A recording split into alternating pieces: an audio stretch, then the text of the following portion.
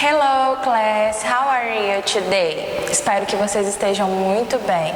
Hoje nós vamos dar início a mais uma aula de inglês e eu quero começar desejando a vocês um bom final aí de semana, né? Que Deus esteja cuidando de cada um de vocês, concedendo mais uma semana de paz e muita saúde, que é o que nós mais temos precisado, né? Hoje a gente vai dar início ao capítulo 2 da unidade 5 do nosso livro e eu peço que vocês acompanhem aí no livro de vocês a nossa explicação, tá? Nós vamos abrir o nosso livro, na página desse capítulo 329, onde a gente vai encontrar essa figura aí bem diferente, né, do que nós encontramos nos nossos dias. E aí eu pergunto a vocês, o que essa imagem representa para vocês? Será que a gente compreende o que são essas estátuas, né? Será que elas eram importantes? De onde elas são? Então, tudo isso a gente vai responder agora, tá? Então, essa imagem aí, essa imagem de abertura, ela nos mostra uma cariátide. É como a gente chama essas estátuas, tá? Elas são estátuas de sustentação, elas são esculpidas com base na figura feminina, né? Então, se a gente observar aqui, são mulheres. E a gente pode observar também, né, que é comum que tenha essa base aqui quadrada ou meia retangular nas suas cabeças, tá? Era algo bem comum na época, é como se elas fossem colunas, tá certo? É como se elas estivessem substituindo alguns pilares. E essas cariátides, elas representavam a cidade de Cariai e fica na Grécia, tá bom? Essa cariátide, ela é a do templo Erechtheion, na Acrópole de Atenas, tá? Então, essa imagem da nossa abertura, ela se encontra em Atenas. Tá certo? E aí o título da nossa unidade diz assim: Is it Greek to you? Isso é grego para você? Será que a gente tem alguma expressão em português, né, no nosso idioma, que nos lembre o título dessa unidade? Com certeza você vai lembrar que sim, né? Por exemplo, estou falando grego, né? Às vezes as pessoas costumam perguntar. Eu me lembro que às vezes a minha mãe falava comigo e eu não entendia e ela dizia assim, e eu não fazia na verdade, né? O que ela pedia, ela dizia assim, eu estou falando grego, né? Eu estou falando grego. Isso é uma expressão bem comum do nosso dialeto, né? E aí, a gente vai agora observar um pouquinho as páginas seguintes do nosso livro, tá? Páginas de número 330, página de número 331. Você vai encontrar lá um pouquinho da história grega, certo? Então aqui a gente tem algumas coisas que a gente vai estudar durante o capítulo, né? Alguns mitos gregos, relações entre ideias, e aí conjunções subordinadas, enfim, várias coisas que nós vamos estudar nesse capítulo. Hoje a gente vai falar um pouquinho sobre sufixo e prefixo, que a gente já conhece em português, né? Sufixo é aqueles finaizinhos das palavras, né? Aquelas terminações das palavras que se repetem em algumas delas, e o prefixo é aquelas que vêm antes de começar a palavra, né? Aliás, no início da palavra, e elas se repetem em algumas palavras. Então aqui tem um pouquinho da introdução do que eu já expliquei para vocês, e aí a gente chega aqui no texto, né, da página de número 330 e 331. Talvez vocês já tenham traduzido esse texto, né? Esse texto aí, ele vai trazer pra gente algumas informações sobre alguns personagens da história grega. Então a gente começa aí no primeiro balãozinho do livro de vocês, falando sobre Zeus, né? E aí, talvez essa explicação vocês já saibam, né? Já conheçam. O nome dele, para os romanos, também pode ser chamado de Júpiter ou Jove, tá certo? É uma outra nomenclatura para Zeus. Ele é conhecido como Senhor do Céu, portador da chuva e coletor de nuvem. É o que diz aqui, tá? Lord of the Sky, Rainbringer e Cloud Gader. Ele é o Senhor dos céus, o portador da chuva e o coletor de nuvens. E aí esse pequeno comentário que tem aí sobre Zeus, né, que basicamente vai falar que ele lidera os deuses, né? Vai falar também aí, Zeus is the husband of the godless Hera. Ele era o esposo, né, dessa outra deusa, que a gente vai falar no segundo balãozinho aí. Nós temos também falando sobre ela, né? O seu nome romano é Juno, né? E a característica dela aí é a seguinte: deusa do casamento e rainha do Olimpo. No balãozinho anterior, a gente vai ver que Zeus não era muito fiel. Ele traía um pouquinho, E era uma pessoa muito ciumenta. É o que a gente vai ler aqui. Hera is usually known as a jealous wife. Ela era uma esposa ciumenta e tinha lá as suas razões, né? Em seguida, a gente vai ver um pouquinho sobre Hades, né? E a frase principal está aí: Ruler of the Death, Lord of the Underworld, que quer dizer que ele era considerado governante dos mortos e senhor do mundo inferior. Já na página 331, a gente vai ter um comentário sobre Atena. Deixa eu passar aqui para vocês verem, né? O seu nome romano também é Minerva. A gente também pode encontrá-la com essa nomenclatura.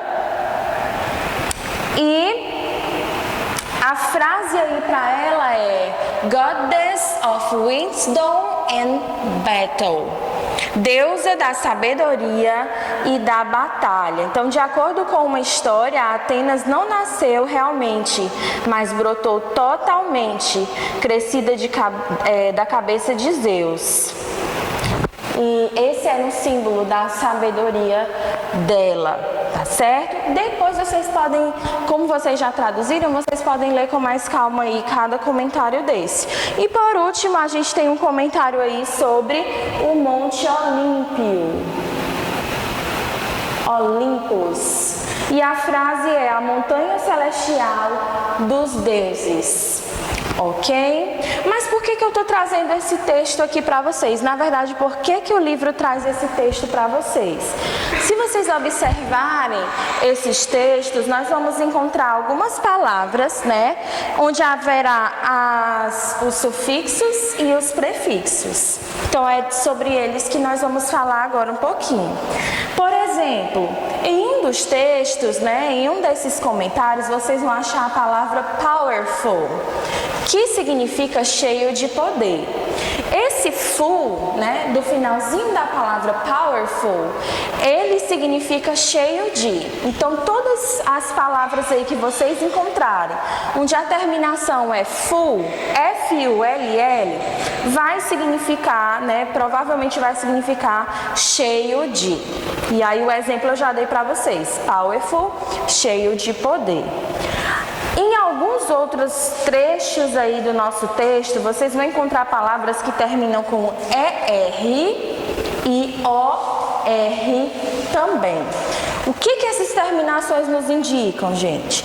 Isso vai indicar que pode ser uma palavra relacionada a nacionalidade, profissão, pode ser um instrumento de ação, caráter ou pertencimento a um grupo de pessoas. Por exemplo, em um momento aí no nosso texto, a gente encontra a palavra master. Master é uma pessoa que tem controle sobre uma situação particular. A gente está falando de caráter, a gente está falando de uma característica de alguém. E olha, a terminação é R, master. Um outro sufixo que a gente vai encontrar é o final T-I-O-N. Essa terminação ela vai se referir a uma ação.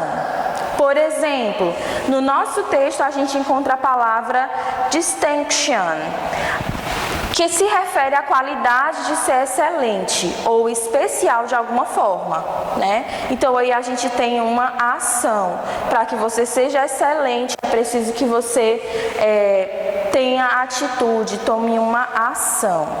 A gente também vai encontrar o sufixo AL, ou seja, o finalzinho da palavra a gente vai encontrar o AL. Quando a gente encontra uma palavra que o final é AL em inglês, quer dizer que ele possui as características de ou está relacionado a. Por exemplo, no texto a gente vai encontrar a palavra mystical. Mystical está relacionado à crença de que há um significado oculto na vida. É uma característica, a característica de uma crença, de uma religião. Um outro sufixo que a gente vai encontrar é o able ou able, que é escrito IBLE ou ABLE. Quando o final da sua palavra for essa, isso quer dizer que é capaz de ser ou ajuda na formação de adjetivos. Por exemplo, nós vamos encontrar aí a palavra responsible. Tá vendo que o final é IBLE, responsible, que significa responsável, né? Ele é capaz de ser responsável. E o último sufixo que eu quero falar para vocês é o OUS, cheio de. Por exemplo, venomous, cheio de veneno. É um dos exemplos que eu posso dar que tem aqui no nosso texto. E sobre os prefixos, aquelas palavras que começam com iguais, né? Por exemplo, tem algumas palavras que vão começar com under. Under significa embaixo, mas também pode significar o não. Por exemplo, no nosso texto, a gente tem a palavra underworld, um lugar embaixo da terra, underworld, embaixo da terra. Mas a gente também pode encontrar uma palavra como unprofessional, não profissional. Então esse under, quando vier no início das palavras em inglês, pode significar embaixo ou também negação, tá? A gente também vai encontrar no nosso texto algumas palavras que começam com un, U-N, un. Também vai ser de negação. Por exemplo, unquestioned, não questionado, não duvidoso. Um outro sufixo é o il, il. Isso também vai indicar negativa, tá? Por exemplo, no nosso texto a gente vai encontrar illegitimate, ilegítimo, né? É nascido de pais que não são casados, alguém que é nascido de pais que não são casados. Ilegítimo ou não legítimo. Então, encontrou aí o prefixo under, ou il, vai lembrar sempre que são palavras que estão relacionadas a uma negação, com exceção do under, que também pode significar embaixo. Então, agora que a gente já falou um pouquinho sobre sufixos e prefixos, a gente já entendeu mais ou menos sobre o que o texto fala, eu vou deixar para vocês uma atividade bem simples, tá? Que está aí na página 331 do livro de vocês. Essa atividade é basicamente uma tabela. Então, nós temos aí o nome dos deuses, que a gente viu lá em cima, Zeus, Hera, Hades e Atenas. E do lado, a gente tem algumas coisas para ir relacionando, tá certo? Por exemplo, exemplo, o primeiro quadrinho fala do seu Roman name. Lembra que eu falei para vocês que eles são chamados de uma outra maneira, né? O seu nome romano é diferente? Lá no texto você vai encontrar. Então você vai preenchendo aqui. Qual é o nome de Zeus romano? Qual é o nome de Hera? Qual é o nome de Hades? Depois a gente tem aí a opção married to.